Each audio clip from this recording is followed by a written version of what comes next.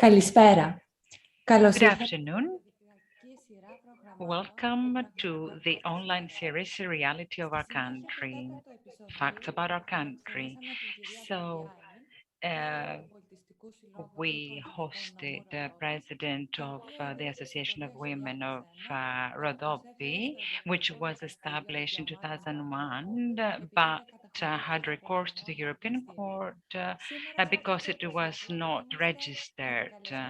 So today we have Mrs. Evgenia Natsoulidou, who is a founding member of the non-profit organization Krste Misirkov. Mrs. Natsoulidou, welcome. Thank you very much. Good afternoon. Thank you very much for the invitation and this very good initiative of yours. We thank you for being with us. So let's start with the first question. First of all, how would you determine the Macedonian community in Greece, in which you're also a member?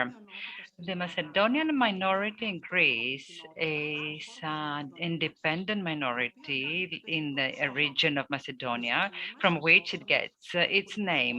Our language and culture are completely different from the ones of the other citizens of the Greek Macedonia.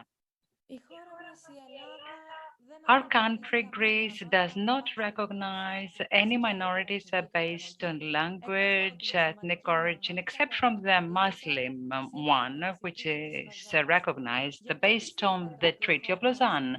Why do you think this happens? Why do you think that Macedonians are not recognized as a minority? Greece doesn't minority any ethnic minority on its territory because it doesn't want to concede right to ethnic minorities, to groups, ethnic groups. So an organized minority in a country has many rights based on the international treaties, starting from the right to learn and use its language, and also right to have a financial autonomy.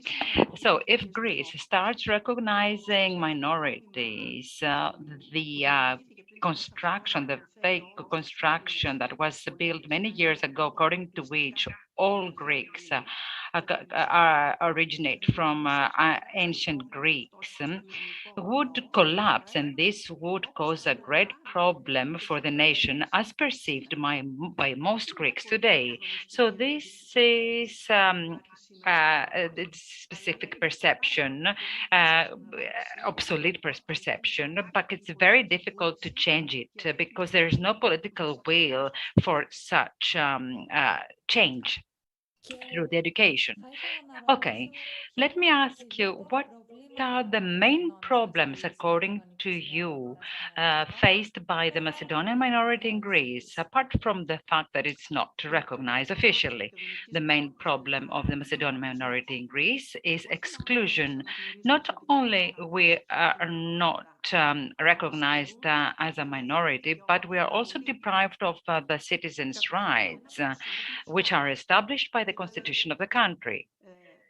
More specifically, if our activities express our Macedonian identity, the authorities prevent us from performing them with or without excuses or justification. For example, we cannot establish associations for the promotion of the local Macedonian traditions. We have no space to organize events.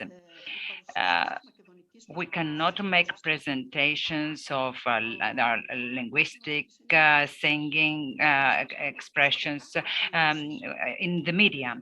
We cannot participate in events if they realize, if the authorities, such as regions and ministries, etc., realize that we will promote Macedonian culture.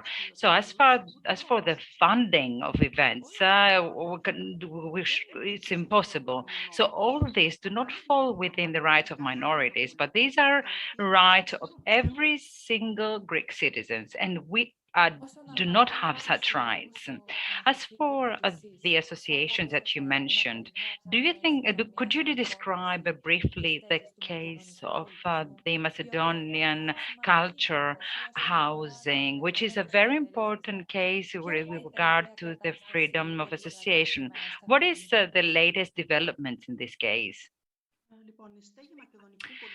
Okay, the House of Macedonian Culture was launched in 1990 with a request to the Court of First Instance of Florina regarding the establishment of association of some of the Macedonians in Florina. It was rejected by all instances on the grounds that the Macedonian ethnic ethnicity doesn't exist. So we went to the European Court, and Greece was condemned for breaching of an article of the treaty. So another proceedings was launched sometime later, and this time the language was added. Greece was condemned once again for breaching Article 11 in 2015. It was the final decision from the European Court. I don't have any other update about this and what the members of the Macedonian Culture House intend to do. So there's no information provided from any authority, government authority. Okay, let's now move on to the new non-profit organization, Krste Misirkov, and you are a founding member of this association. So I'd like to ask you, what is the main mission of this association? The main mission, the main objective of this association is to promote the learning of the Macedonian language. With own means, private means, and with a request to ensure that the language will be part of the official education as provided for in the Treaty of Sevres regarding the minorities that were conquered by Greece after 1912.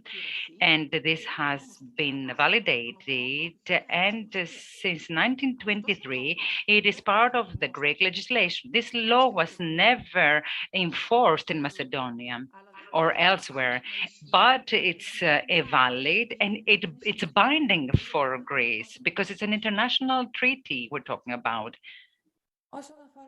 As regards now this association, your request was for the establishment was initially accepted, but then it was rejected. How would you describe this crazy situation? Our request regarded the registration in the register of associations at the Ministry of Culture. This register in every cultural association that wants to get subsidized from the government or from the European Union needs to be part of this register. So this situation is irreasonable, and this is something that the ombudsman also confirmed.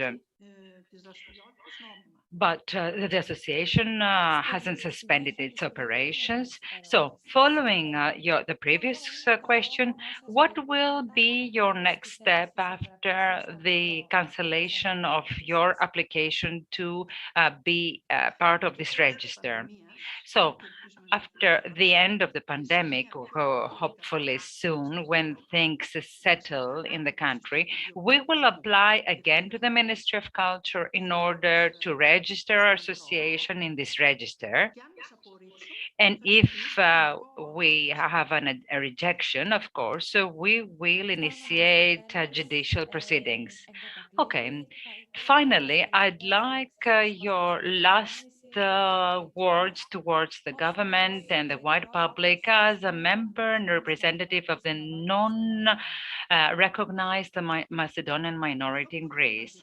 What I want to state is that the recognition of rights of all minorities in Greece is on the only way out, and the better it is done, the quicker it is done, the better for everyone. As for the government, I'd like to ask the government to give to the minorities all the rights and the protection that is required as for the minorities of other countries. The excuse that there are no minorities in Greece is not correct, and it doesn't. It's not on the country to decide whether there are minorities in the country or not, but the minorities are the ones who decide whether they are ethnic, linguistic, religious, cultural, whatever they are. They minorities do not need a recognition from the state. The only thing that the state has to do is to provide protection and the rights based on the international treaties that are accepted by the Council of Europe and all international organizations. To conclude, I would like to thank you very much, Mrs. Natsulidou, for your answers, sincere answers to your questions. I would like to thank the interpreter and the technical assistants and all those who attended this episode. So in 2 weeks' time, we'll be back to you again with the next episode. Thank you very much.